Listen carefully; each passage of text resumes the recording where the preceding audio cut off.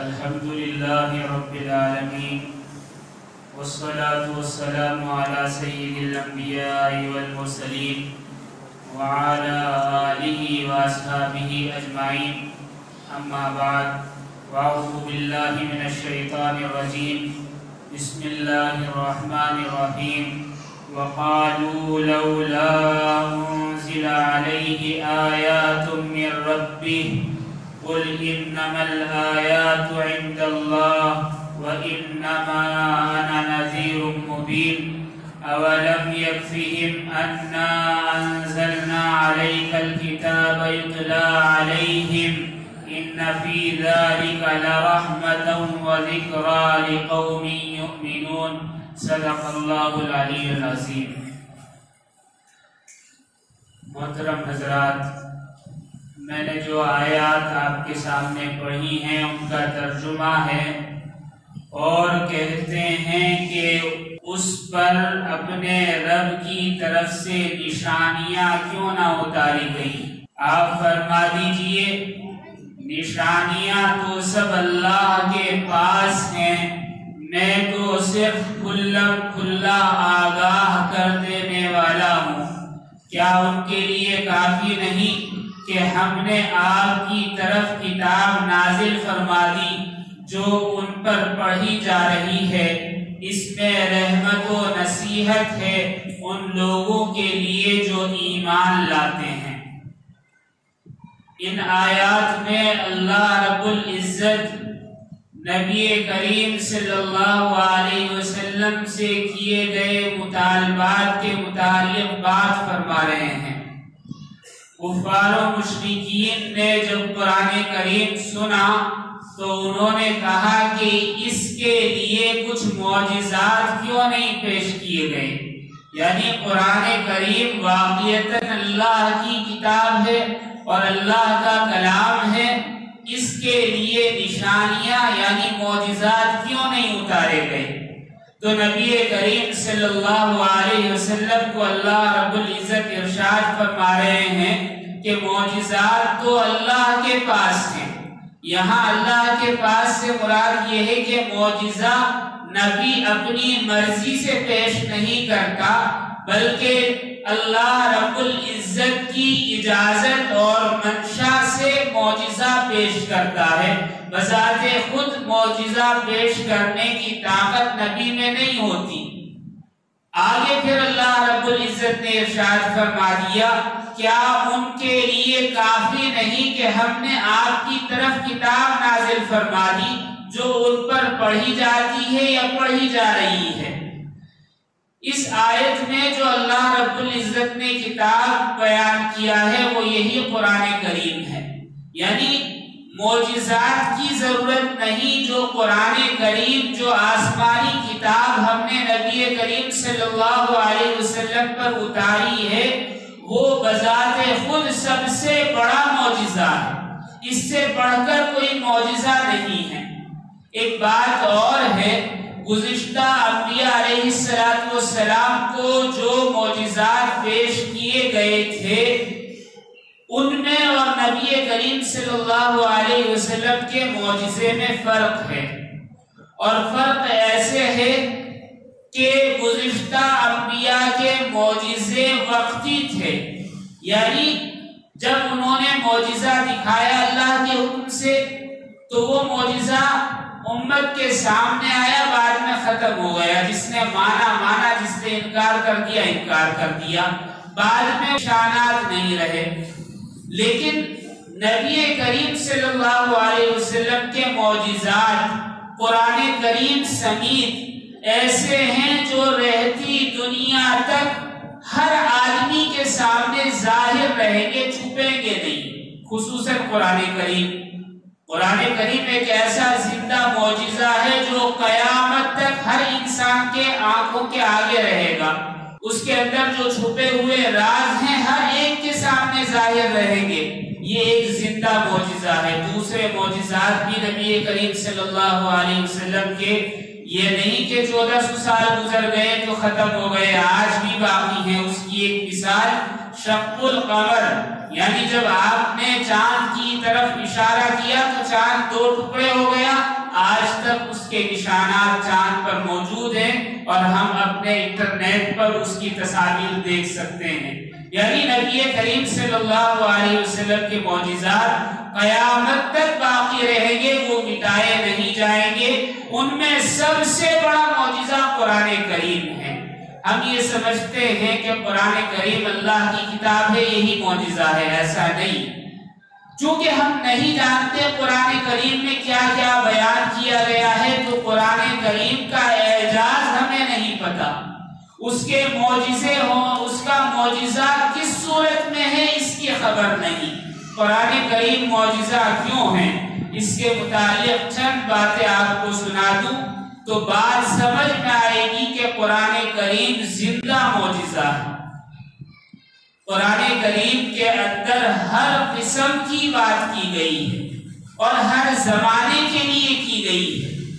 ایسا نہیں کہ کسی ایک زمانے تک کے لیے قرآن کریم تھا، اس کے بعد صرف پڑھنے والی کتاب ہو، نہیں۔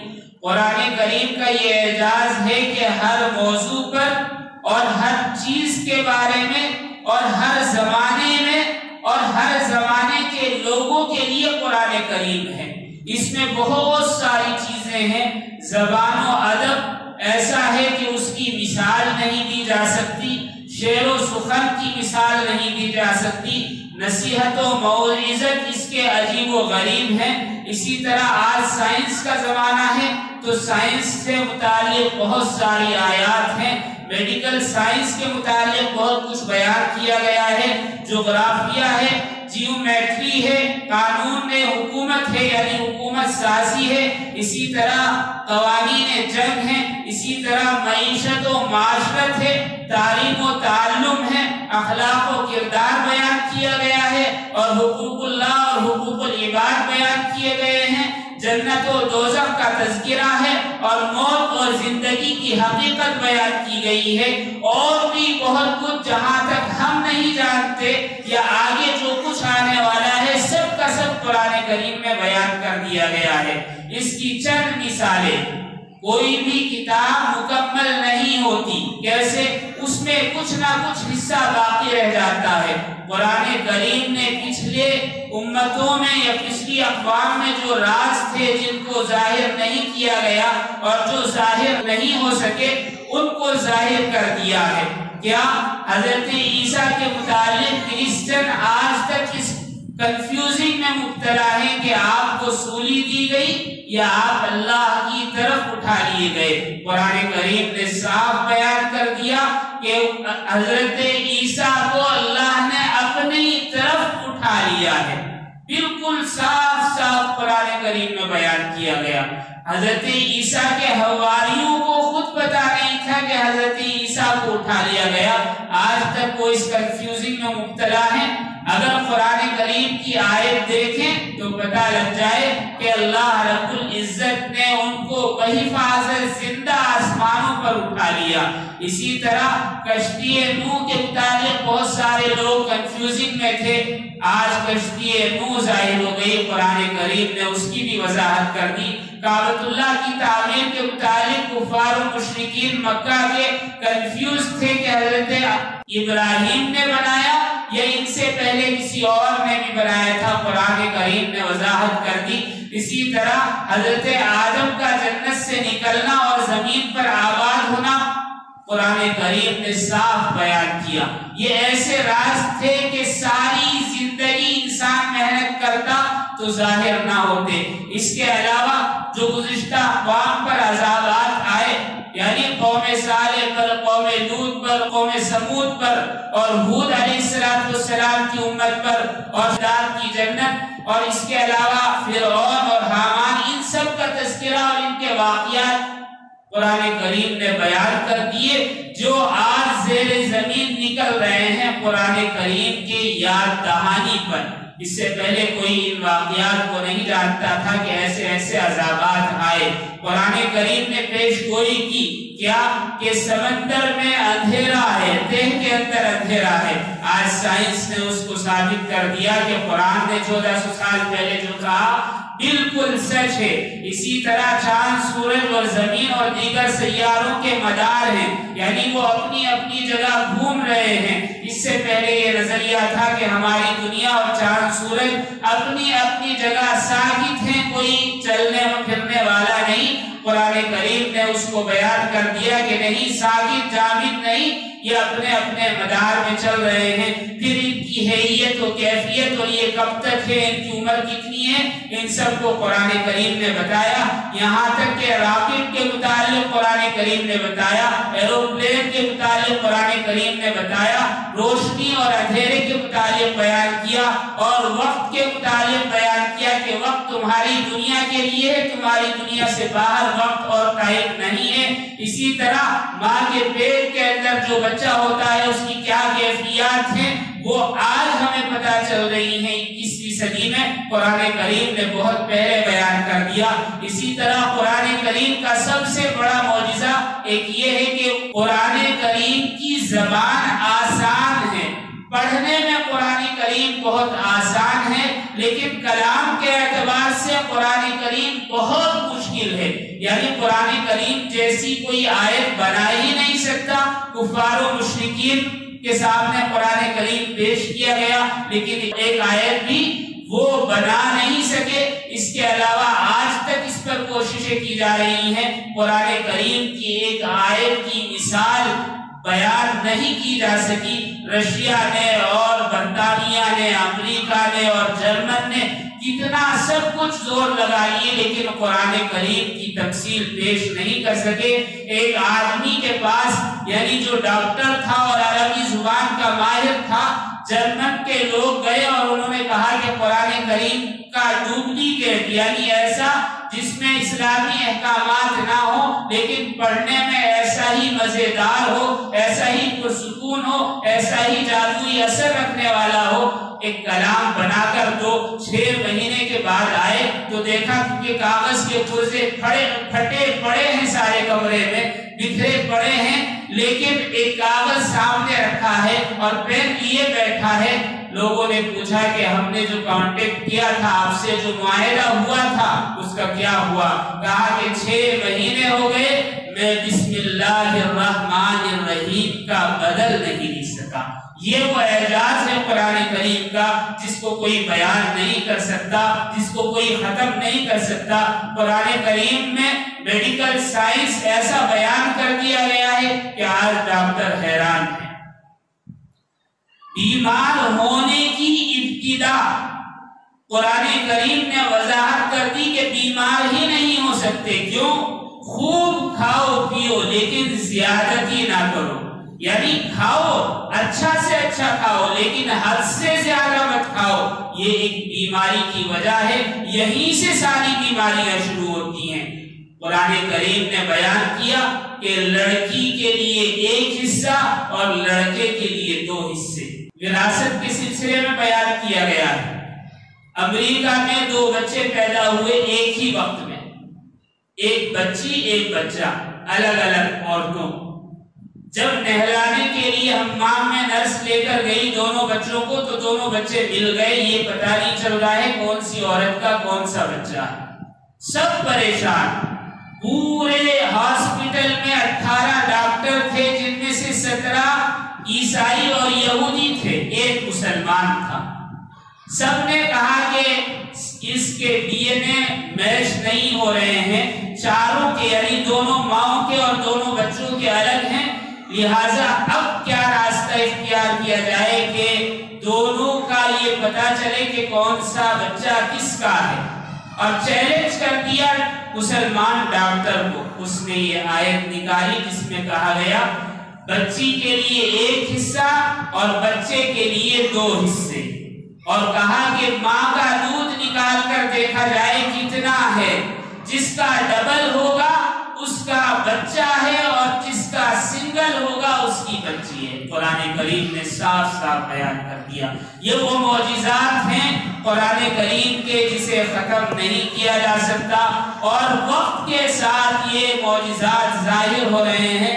قرآن کریم گرامر ایسا ہے، یعنی نحو ایسا ہے کہ عربی زبان میں غلطی ہو سکتی ہے، قرآن کریم میں غلطی نہیں ہو سکتی گرامر کے لحاظ سے بھی۔ 2002 میں یا 2007 میں مجھے یاد نہیں آ رہا ہے، میں نے ایک آرٹیکل پڑھا تھا، اس کے اندر لکھا ہوا تھا ایک واقعہ، سچا واقعہ۔ ریاض کے ایک عالم ہیں ڈاکٹر احمد کے نام سے، انہیں امریکہ میں بلایا گیا ان کی پوری ٹیم کے ساتھ۔ کیوں؟ ایک سافٹ ویئر بنانے والی کمپنی تھی، اس نے بلایا اور کہا کہ ہم نے عربی گرامر کے لیے ایک سافٹ ویئر بنایا ہے، کوئی بھی عربی سینٹنس اس میں ٹائپ کیا جائے تو جہاں غلطی ہوگی گرامر کے حساب سے فوراً کمپیوٹر بتا دے گا کہ یہاں غلطی ہے۔ کہا کہ اچھا، یہ تو بہت اچھی چیز ہے۔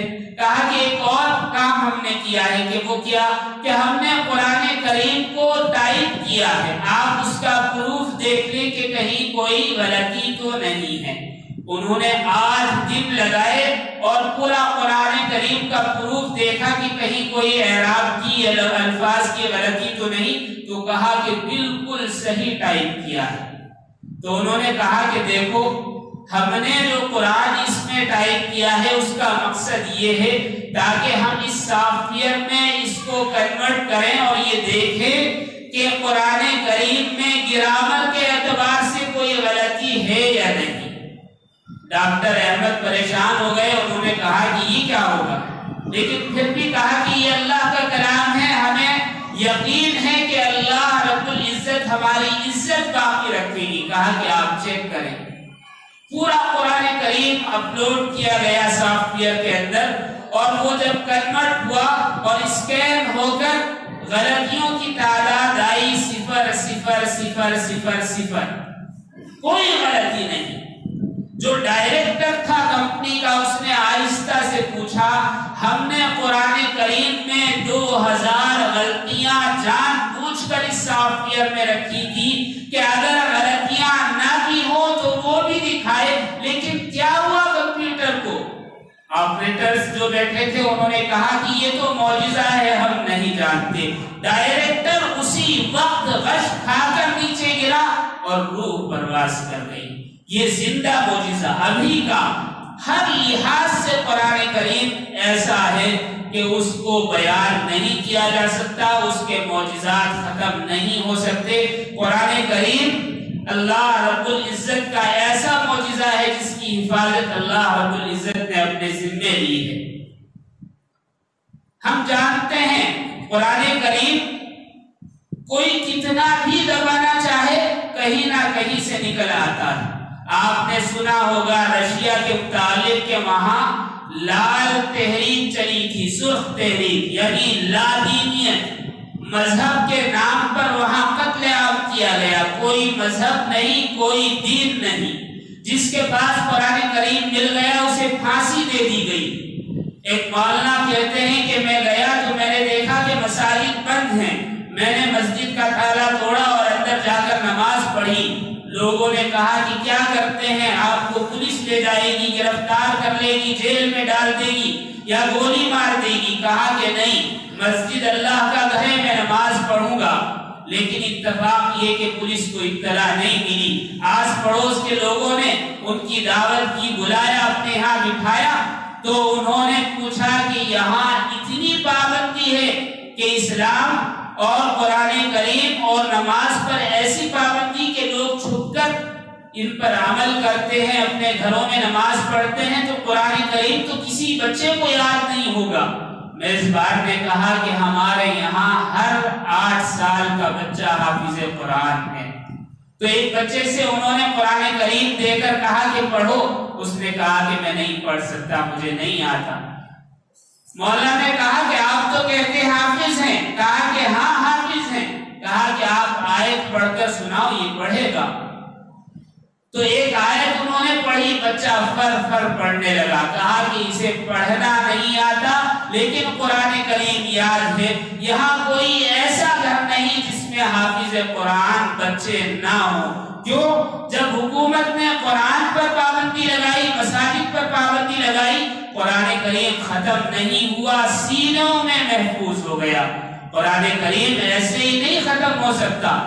جب تقسیم ہند یعنی ہندوستان اور پاکستان تقسیم ہوا، اس وقت ایک ڈاکٹر صاحب یہاں سے دلی سے سوار ہوئے، لیکن امرتسر میں ان کو اتار لیا گیا اور جتنے لوگ تھے ان پر گولیاں برسائی گئی۔ ان کے ہاتھ میں قرآن کریم تھا، انہوں نے سوچا اگر میں اپنی جان بچا کر بھاگوں گا تو میں بھی گولیوں کا نشانہ بن جاؤں گا، جو مال اور جو سامان ہے یہیں چھوڑ دیتا ہوں، اور ان سب چیزوں کو چھوڑ کر قرآن کریم لے کر وہ باہر کی طرف نکلے، لیکن سامنے کی طرف سے گولیاں چلنے لگی تو انہوں نے قرآن کریم ایسے ہاتھ میں لیا اور سینے سے لگایا، اور ایک جو ریل کا ڈبہ تھا، ٹرین کا ڈبہ، اس سے ایسے ٹیک لگا کر کھڑے ہو گئے کہ اگر میں کسی وجہ سے شہید بھی ہو جاؤں تو نیچے نہ گروں، تاکہ قرآن کریم کی بے حرمتی نہ ہو۔ تاریخ شاہد ہے، انہوں نے لکھا ہے کہ ساری گولیاں ختم ہو گئی، مارنے والے مار کر چلے گئے، پورا ریلوے اسٹیشن ایسا ہو گیا کہ ایک جاندار بھی وہاں موجود نہیں تھا، یعنی جو زندہ انسان وہاں تھے یا جو جانور تھے سب کے سب مارے گئے۔ میں جب ریل کے ڈبے سے ہٹا تو میں نے دیکھا جس جگہ میں کھڑا ہوا تھا وہ جگہ باقی تھی، اور باقی میرے باڈی کے چاروں طرف ایک انچ کی جگہ ایسی باقی نہیں تھی جس میں سے گولی نہ گزری ہو۔ یعنی قرآن کریم اللہ نے بچایا، اور قرآن کریم کا معجزہ کہ ان کو کوئی گولی نہیں لگی۔ اللہ اکبر۔ اور بھی بہت سب کچھ ہے قرآن کریم نے خود، میں نے جو آیات پڑھی ہیں اس سے پہلے اللہ رب العزت نے بیان فرما دیا، وہ یہ کہ قرآن کریم کا معجزہ اس سے بڑھ کر کیا ہوگا کہ نبی کریم صلی اللہ علیہ وسلم امی تھے، آپ کو پڑھنا نہیں آتا تھا، لیکن آپ نے قرآن کریم کی وہ آیات تلاوت کی کہ ایک ایک حرف کی تشریح اور تفسیر کی جائے تو کتابوں کا ڈھیر لگ جائے اور تفسیر اور تشریح ختم نہ ہو۔ کسی نے کہا ہے کہ تعریف وہ ہے، خوبی وہ ہے کہ دشمن بھی اس خوبی کو بیان کرے۔ قرآن کریم کے متعلق اتنا سب کچھ آج خلاف کیا جا رہا ہے، قرآن کریم کو مٹانے اور قرآن کریم کو پڑھنے والوں کے خلاف سازشیں کی جا رہی ہیں، اس کے باوجود قرآن کریم کی تعریف دشمن کر رہے ہیں۔ بہت سارے لوگ ہیں، ہزاروں لوگ ہیں، ان میں ایک دو نام آپ کو بتا دوں۔ جرمن کے ایک ڈاکٹر ہیں، کریم کے متعلق، قرآن کریم کے معجزات کے متعلق بہت کچھ لکھا اور کہا ہے۔ اسی طرح برطانیہ کے وزیر اعظم گرینڈ اسٹور، انہوں نے قرآن کریم کے خلاف بہت کچھ کیا اور بہت ساری تحریکات چلائی، لیکن انہوں نے بھی بالآخر یہ کہہ دیا کہ جب تک قرآن کریم مسلم قوم میں ہے اس قوم کو ختم نہیں کیا جا سکتا، اور قرآن کریم ختم نہیں کیا جا سکتا، اس لیے کہ قرآن کریم کی حفاظت کی ذمہ داری اللہ نے لی ہے۔ فرانسیسی فلسفی ایلیکس لوزون نے بھی قرآن کریم کے متعلق کہا ہے کہ قرآن کریم ایک ایسا زندہ معجزہ ہے جس میں جغرافیہ، سائنس، میڈیکل اور جو بھی آپ چاہتے ہیں سب کچھ کیا جا سکتا ہے۔ اسی طرح ایک اور ہے لوئی سیڈیو، انہوں نے بھی قرآن کے متعلق بہت کچھ بیان کیا ہے، یہاں وقت نہیں ہے کہ ان تشریحات کو اور ان باتوں کو بیان کیا جائے۔ بہرحال آیت کے آخر میں اللہ رب العزت نے ارشاد فرما دیا ان فی ذالک لرحمۃ وذکریٰ لقوم یؤمنون، یعنی یہ جو قرآن کریم ہے اس میں رحمت اور نصیحت ہے ان لوگوں کے لیے جو ایمان لاتے ہیں۔ آپ جانتے ہیں کہ اہل ایمان کے لیے یعنی مسلمانوں کے لیے قرآن کریم رحمت ہے، دنیا میں بھی اور آخرت میں بھی، اور نصیحت یعنی فائدہ مند ان لوگوں کے لیے ہے جو قرآن کریم پر ایمان لاتے ہیں یعنی اسے مانتے ہیں۔ آج آپ دیکھ رہے ہوں گے ساری دنیا میں ریسرچ سینٹر بنے ہوئے ہیں، قرآن کریم کو دل سے مانتے ہیں لیکن اسلام قبول نہیں کرتے، قرآن کو مانتے ہیں اسلام قبول نہیں کرتے۔ تو کیا نتیجہ نکلا؟ اللہ رب العزت نے ان کو دنیا سے اور مادی چیزوں سے نواز کیا۔ آج یہ جو سائنس اور ٹیکنالوجی اور جو کچھ بھی آپ کے سامنے ہے، یہ سب قرآن کریم کی مضمون منت ہے کہ انہوں نے قرآن کو مانا، اسلام کو قبول نہیں کیا، تو بھی اللہ رب العزت نے ان کو دنیا میں نواز کیا، اور جنہوں نے اس کو اپنے دل میں اتار لیا ان کے لیے دنیا بھی ہے اور آخرت بھی ہے۔ اللہ رب العزت ہمیں سب کو کہنے سننے سے زیادہ قرآن کریم پر عمل کی توفیق عطا فرمائے اور قرآن کریم کے احکامات پر چلنے کی توفیق عطا فرمائے۔ آخر دعوانا الحمدللہ رب العالمین۔